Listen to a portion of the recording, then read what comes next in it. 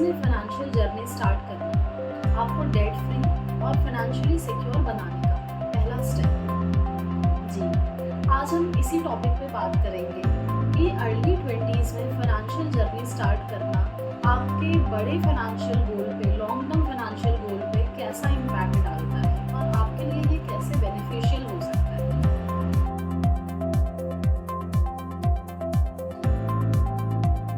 तो सबसे पहले हम बात करते हैं why is it important to start your financial journey in 20s।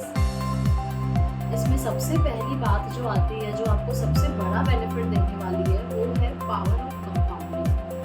Compound interest को वर्ल्ड का 8th वंडर कहा गया है। आप जितना जल्दी स्टार्ट करते हैं अपनी फाइनेंशियल जर्नी, आपको कंपाउंडिंग का बेनिफिट उतना ज़्यादा मिलता है। चलिए इसको हम एक एग्जाम्पल से समझते हैं। सपोज आपने 5000 रुपीज़ पर मंथ की इन्वेस्टमेंट स्टार्ट करी है SIP में for 10 years at 12% annual return. 10 years में आपने इन्वेस्ट किए हैं 6 लाख रुपीज़ और आपका corpus amount, estimated corpus amount जो बनता है वो है 11,61,000। अब इसी 5000 को अगर हम 20 ईयर्स के लिए इन्वेस्ट करते हैं सेम एनुअल रिटर्न पे, तो 20 ईयर्स में हमारा एस्टिमेटेड कॉर्पस अमाउंट बनता है अराउंड 50 lakhs। ये आपने ऑब्जर्व किया कि टाइम ड्यूरेशन के साथ आपका रिटर्न कितना ज़्यादा डिफरेंट हो गया। इसी को बोलते हैं कंपाउंडिंग का मैजिक, जो टाइम के साथ कंपाउंड इंटरेस्ट अपना मैजिक दिखाता ही है। सेकेंड ये है कि आप इस एज में आपके ऊपर फाइनेंशियली कोई मेजर रिस्पॉन्सिबिलिटी नहीं होती है, ना ही आपको कोई मेजर लोन पे करने होते हैं, ना ही किड्स एजुकेशन एक्सपेंस की रिस्पॉन्सिबिलिटी होती है आप पे। तो आप अपनी सेविंग्स और फाइनेंशियल गोल पे ज़्यादा फोकस कर सकते हैं। थर्ड इज ये आपके अंदर एक डिसिप्लिन हैबिट डेवलप करती है। अगर आप अपनी छोटी उम्र से ही छोटी छोटी सेविंग हर महीने करते हैं तो ये आपके अंदर एक हैबिट डेवलप कर देती है और ये आपको लॉन्गर टर्म में बहुत ज़्यादा बेनिफिट देने वाली है।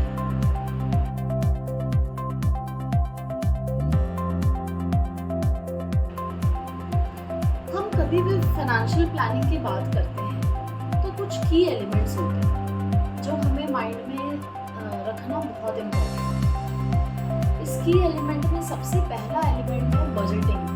हमारा पैसा कहाँ से आ रहा है और कहाँ जा रहा है, ये इस चीज़ का ट्रैक करना बहुत ज़रूरी है। इसको आप 50-30-20 रूल से ट्रैक कर सकते हैं। क्या होता है 50-30-20 रूल? आपके सैलरी का, मंथली सैलरी का 50% आप अपनी नीड्स में स्पेंड करेंगे। नीड्स लाइक जो हम स्किप नहीं कर सकते, रेंट, यूटिलिटी बिल्स। 30% आप अपने वांट्स के लिए रखिए, लाइक आपने कोई ट्रिप प्लान करी हो, कुछ हॉबीज परस्यू करने हो, या कहीं पार्टी डाइन आउट करने के लिए आपने प्लान किया। बट 20% आपका सेविंग्स और इन्वेस्टमेंट में जाना ज़रूरी है। 20% पार्ट आप इसके लिए ही सेव रखें। ऐसे करके आप अपना एक्सपेंस ट्रैक कर सकते हैं। और एक्सपेंस ट्रैक करने के लिए प्रो टिप ये है कि अब बहुत सारे ऐप्स अवेलेबल हैं आपके एक्सपेंस को ट्रैक करने के लिए, लाइक मनी मैनेजर, जिसमें आप अपना डेली एक्सपेंस ट्रैक कर सकते हैं और ओवर स्पेंडिंग को अवॉइड कर सकते हैं। Second is debt management. Debt management हम अपने क्रेडिट कार्ड या पर्सनल लोन से हम ईजिली अपनी कुछ डिज़ायर्स फुलफिल कर सकते हैं, बट इसका हाई इंटरेस्ट हमारे आगे चल के हमारे लिए बहुत हमें मेजर फीडबैक दे सकता है, हमारे लिए हार्मफुल हो सकता है। तो इसलिए हमें डेट मैनेजमेंट पे भी बहुत ज़्यादा फोकस्ड रहना चाहिए। Third is emergency fund. मैं हमेशा बोलती हूँ अपने 3 to 6 मंथ्स के एक्सपेंस का फंड आपके पास हमेशा अवेलेबल होना चाहिए, क्योंकि लाइफ अनप्रेडिक्टेड होती है। आपके पास अनएक्सपेक्टेड एक्सपेंसेस कब आ जाए आपको नहीं पता। वैसे सिचुएशन में आपकी सेविंग्स या आपके इन्वेस्टमेंट पे कोई रिस्क ना हो। आप अपने इन्वेस्टमेंट को ना तोड़ें, बल्कि आप अपने इमरजेंसी में फंड रखे हुए को आप यूटिलाइज करें। तो ऐसे आपका इन्वेस्टमेंट कंटिन्यू रहेगा।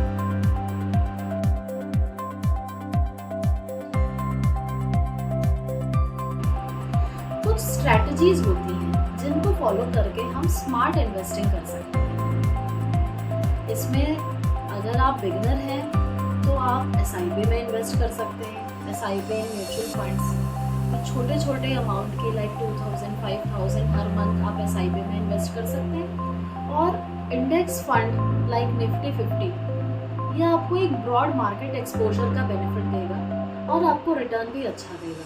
तो SIP में इन्वेस्ट करके आप मार्केट रिस्क को एवरेज आउट कर सकते हैं।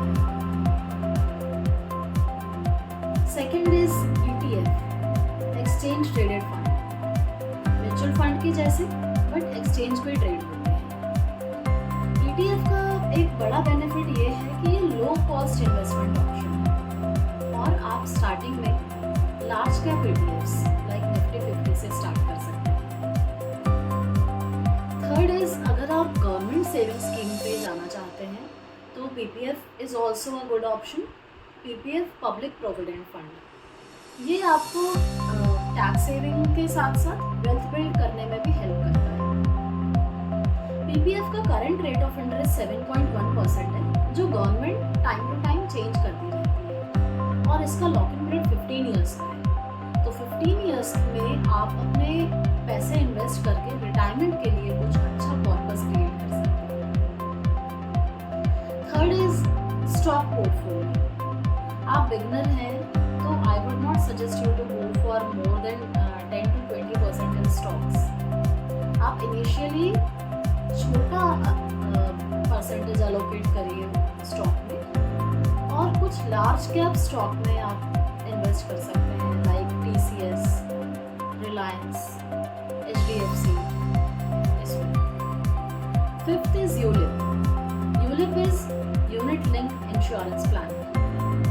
ये एक इंश्योरेंस बेस्ड इन्वेस्टमेंट ऑप्शन है जो आपको इंश्योरेंस भी देता है, टैक्स बेनिफिट भी देता है और इन्वेस्टमेंट का भी अच्छा ऑप्शन देता है। तो फाइनेंशियल सिक्योरिटी और टैक्स बेनिफिट दोनों का फायदा उठा सकते हैं यूलिप से। नेक्स्ट, अगर आप रिटायरमेंट की प्लानिंग कर रहे हैं तो NPS is also a good option, national pension scheme. NPS account open करके आप अपने कंट्रीब्यूशन से टैक्स भी सेव कर सकते हैं और क्योंकि ये 60 इयर्स तक का प्लान होता है तो 60 इयर्स के बाद आपके लिए एक रिटायरमेंट पर्पस भी क्रिएट हो जाता है। हम अपने आने वाले वीडियोस में ये सारे स्कीम्स NPS, ELSS, EPF ये सारे इन डेप्थ डिस्कस करेंगे।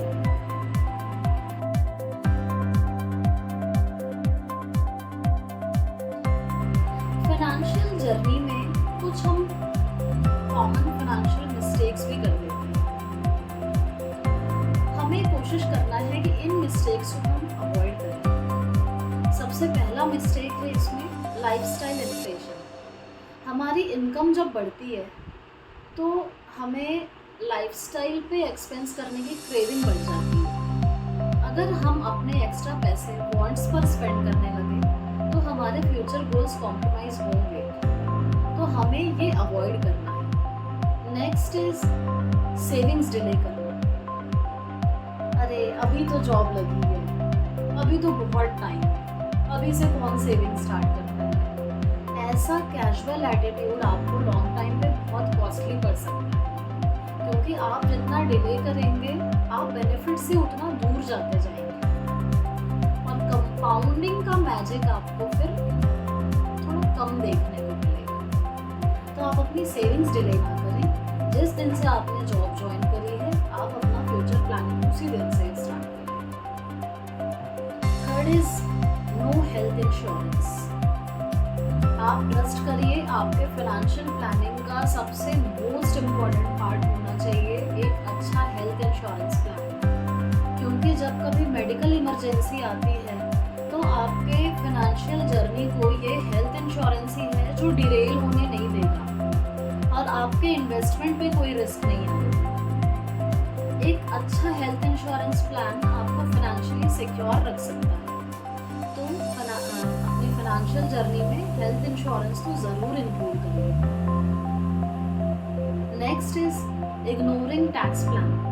हम अपने करियर के स्टार्टिंग में कई बार टैक्स प्लान इग्नोर कर देते हैं, जो हमें बहुत कॉस्टली कर सकता है। तो इसलिए आप डे 1 से अपना टैक्स प्लान करिए, और टैक्स प्लानिंग के बहुत सारे अच्छे ऑप्शंस हैं जो आपको टैक्स बेनिफिट के साथ साथ एक अच्छा रिटर्न भी देता है, like ELSS, PPF, insurance, investment.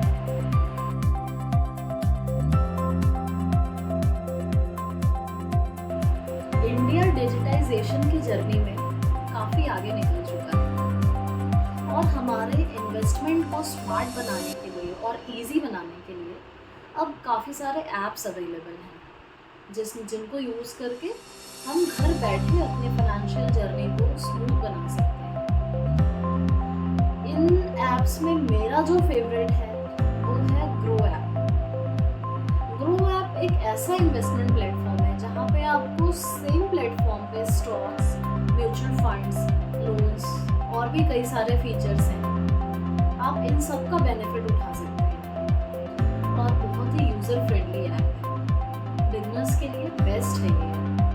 Grow के साथ साथ ऐसे कई सारे ऐप्स हैं, लाइक ज़रोदा, अपस्टॉक्स। अब तो सारे बैंक के भी अपने मोबाइल बैंकिंग ऐप्स हैं जिनके थ्रू आप इन्वेस्टमेंट कर सकते हैं। तो आप इन ऐप्स को यूज़ करके अपनी फाइनेंशियल जर्नी स्टार्ट करें।